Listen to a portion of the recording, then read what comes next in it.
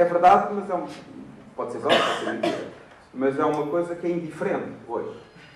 Cometeram-se erros, mas cometem-se sempre erros. Não há nenhum país que não cometa erros, principalmente quando houve o período que se viveu após o 25 de 1974, e acho que está na altura de deixarmos de culpar os erros que se cometeram então, e devemos aprender com alguns desses erros. Esse é um ponto central, como verão, no meu argumento.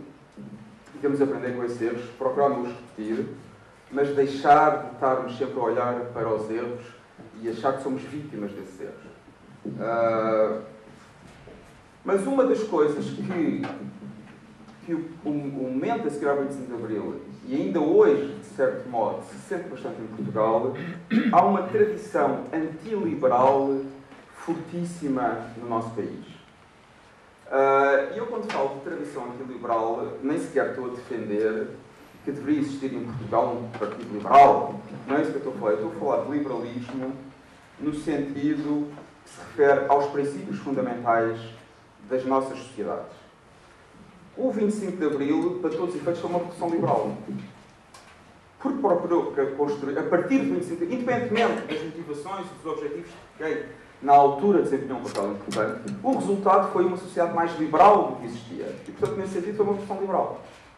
E quando digo uma sociedade liberal, estou precisamente a falar de um regime político democrático, assente em eleições livres, numa imprensa livre, na distribuição de poder, numa Constituição escrita, no Estado de Direito, não podia ser melhor, mas é um Estado de Direito, há bem pior, numa economia de mercado e num certo esforço para se criarem mecanismos de redistribuição económica e de justiça social. Isto é o que define uma sociedade liberal. E, portanto, nesse sentido, em qualquer democracia liberal, as principais forças partidárias concordam, implícita ou explicitamente, acerca de princípios fundamentais comuns a um programa liberal. E não é só em Portugal que isso se passa. É em todos os países da União Europeia, em todos os países europeus. Passa-se isso. Portanto, eu estou a pôr quando falo de liberalismo, estou a pôr uma perspectiva histórica bastante de 2, 3 séculos. O projeto que se iniciou com o pensamento liberal moderno visava construir sociedades que não se afastarão muito das sociedades em que nós vivemos. Com os seus defeitos, com os seus problemas, obviamente. Só nos livros é que não há defeitos. E mesmo assim, em alguns há bastantes. Mas nos livros, pode tentar escrever um livro com muito poucos defeitos. Nas sociedades há defeitos, é a condição humana. E, portanto, mas nos princípios fundamentais, nós vivemos numa sociedade liberal. Nesse sentido, digo que o 25 de Abril foi uma revolução liberal. Agora, o que eu gostaria era que a nossa sociedade fosse ainda mais liberal do que é. E uma das razões por que a nossa sociedade não é mais liberal tem a ver com as tradições antiliberais muito fortes em Portugal.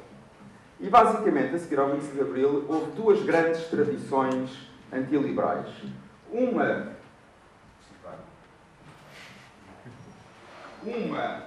minoritária, mas com bastante peso na sociedade portuguesa e no discurso político português, na extrema esquerda, Partido Comunista e outros partidos que, entretanto, deram origem ao Bloco de Esquerda e que são profundamente anticapitalistas e continuam a ter um discurso profundamente anticapitalista. E, de certo modo, este projeto foi derrotado após o 25 de Abril, internamente, como resultado de uma coligação entre os tais partidos que tinham um entendimento minimamente liberal nos seus programas e tinham uma visão para a sociedade portuguesa assente na liberdade, o Partido Socialista, o PSD e o CDS, e no plano externo foi essa liberalização foi reforçada com a integração europeia e com o desenvolvimento económico que daí resultou. De qualquer modo, apesar dessas circunstâncias, há uma outra tradição muito menos radical, mais moderada, mas possivelmente com mais peso, que é, no fundo, é uma espécie de soft liberalismo.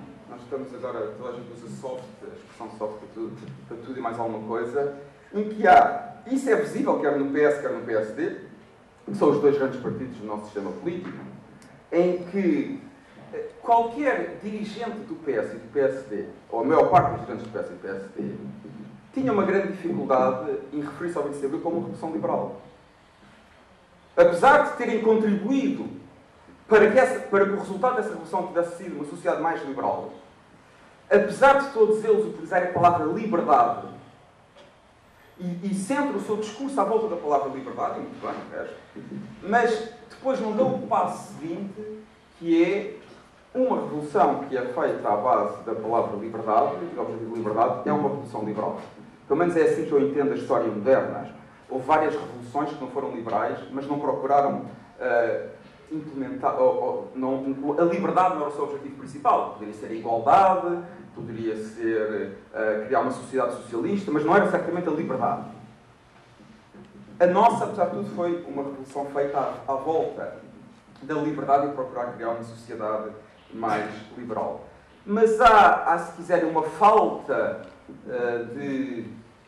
por um lado, uma falta de consciência da dimensão liberal da social-democracia, do socialismo democrático, da democracia cristã.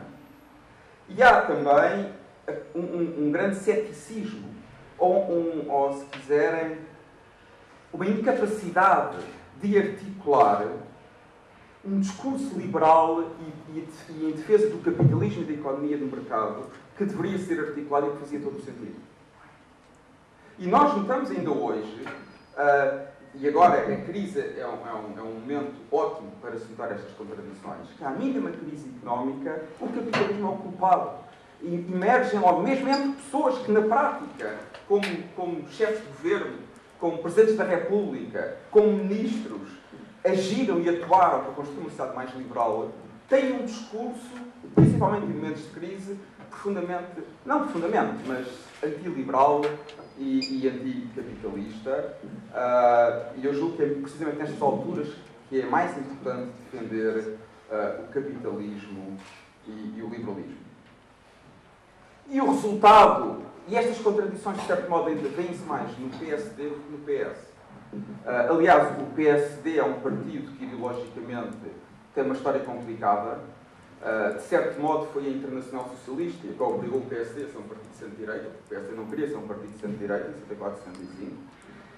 Queria aderir à Internacional Socialista, mas a Internacional Socialista disse ao PSD: lamento, mas só lugar para um. E vai entrar o PS, mas vocês têm que ser um partido fora da Internacional Socialista.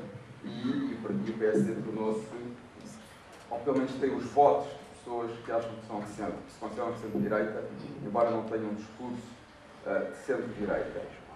Mas a verdade é que temos hoje um Estado, ou se quiserem, uma social-democracia portuguesa, porque é basicamente o que temos, uma social-democracia construída pelo PSD e pelo PS. E este é o lado mais crítico da minha intervenção, onde há um Estado que é demasiado interventivo, continua a intervir demasiado na vida dos portugueses, apesar de tudo. Eu também confesso que não sei se a maioria dos portugueses quer ser verdadeiramente livre. Não sei se querem ser livres. Mas há sempre esta tendência. Temos um Estado demasiado paternalista, e mesmo nas questões económicas e sociais. Temos uma sociedade civil que poderia ser mais forte, relativamente fraca, e muito dependente do Estado. Temos, como sabem, não é nenhuma novidade, um Estado, neste momento, que está fortemente endividado, e no momento atual é preciso, também não é um problema exclusivo de Portugal, é um problema comum nos países europeus, e no momento atual é preciso ter a certeza, por exemplo, de que os programas económicos de recuperação poderão ser pagos no futuro, não é líquido que assim seja.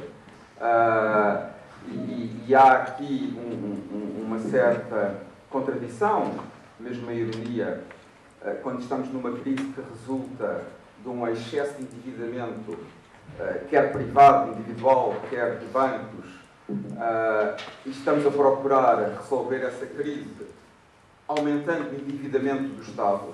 Portanto, convém ser cauteloso. Eu não digo